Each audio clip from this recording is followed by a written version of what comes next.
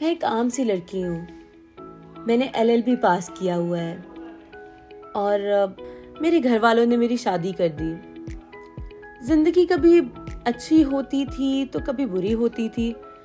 जाहिर सी बात है, एक शादीशुदा जिंदगी में उतार चढ़ाव तो आते रहते हैं, पर मैंने कभी उसको सर पर सवार नहीं किया और मैं हमेशा अपना रब का शुक्र अदा करती रही। मगर फिर एक दिन मेरी जिंदगी में एक ऐसा मोड़ आया जिसने मेरी पूरी जिंदगी को बदल के रख दिया। एक दरिंदे ने मेरी छोटी बहन को जिनसी ज्यादती का निशाना बनाया।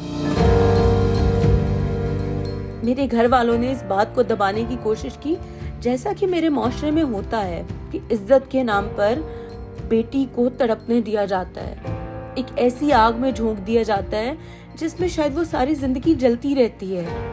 जिस लड़की के साथ जुल्म हुआ होता है उसी को ही कहकर खामोश करवा दिया जाता है कि अगर तुम बोलोगी तो लोग हम पर सवाल उठाएंगे, हमारी इज्जत का क्या होगा। अपने माँ बाप की इज्जत के लिए चुप हो जाती है लड़की और कुछ नहीं कहती। मेरे घर वालों ने मुझे कहा कि तुम अपनी छोटी बहन की ये बात किसी को नहीं बताओगे और इसके खिलाफ आवाज नहीं उठाओगी। मैंने हमेशा अपने घर वालों की बात मानी, लेकिन वो पहली बार था, वो पहला मौका था जब मैंने अपने घर वालों की बात मानने से इनकार कर दिया। मैंने आवाज उठाई अपनी बहन पर हुए उस जुल्म के खिलाफ।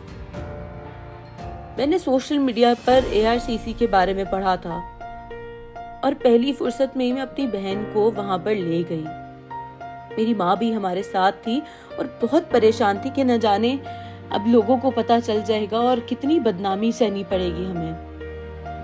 लेकिन वहां पर जब गए तो वहां का माहौल बिल्कुल अलग था। सबने हमारा बहुत ख्याल रखा, तमाम सबूत जमा किए गए, FIR भी लिखवाई गई।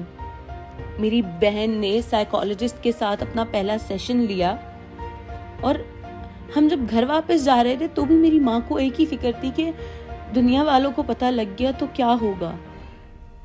घर पर अब्बा भाई सब बहुत नाराज थे, मगर उस वक्त मुझे सिर्फ अपनी छोटी बहन का दर्द दिखाई दे रहा था कि वो किस अजियत से गुजर रही है। नतीजतन मेरा मियाँ मुझे छोड़कर जा चुका था और मैं इस वक्त बिल्कुल तन्हा थी। मैं अपनी बहन को देख रही थी जो बिल्कुल खामोश हो चुकी थी। जब मैं घर जाने लगी तो उसने बड़ी मासूमियत से मुझसे पूछा कि कल मुझे साइकोलॉजिस्ट के पास कौन लेकर जाएगा। मैंने कहा कि मेरी जान, मैं तुम्हें खुद लेकर जाऊंगी। वो एक हफ्ता हमारे घर पर किसी कयामत से कम नहीं था। घर के सब लोग बहुत नाराज थे, बहुत गुस्सा थे, मगर मैंने हार नहीं मानी। मैं अपनी बहन को इंसाफ दिलाना चाहती थी। हम जब भी ARCC जाते थे तो ऐसा लगता था कि जैसे वहां पर सब अपने हैं और वो हमारा बहुत ख्याल करते थे। वो हमारी हिम्मत बढ़ाते थे और हर तरह की मदद करते थे। एक हफ्ता गुजर जाने के बाद जब किसी को कुछ भी पता नहीं चला जो कुछ भी मेरी बहन के साथ हुआ, तो मेरे घर वाले बहुत हैरान होने लगे कि इतना अच्छा तरीके से, इतने अच्छे तरीके से किस तरह से डील किया जा सकता है, और वो अपनी सोच बदलने पर मजबूर हो गए। हम सब अब उस जालिम को सजा दिलवाने के लिए कोशिशें कर रहे थे। मेरी बहन जो सोचती थी कि शायद उसकी किसी गलती की सजा उसको मिली है, उसकी भी सोच बदल चुकी थी। वो अब सिर्फ अपने मुजरिम की सजा का इंतजार कर रही थी। मैं UN वुमेन, INL और ARCC के तमाम अमले का शुक्रिया अदा करती हूँ जिन्होंने मुझे हिम्मत दी और मेरी बहन को एक नई जिंदगी दी।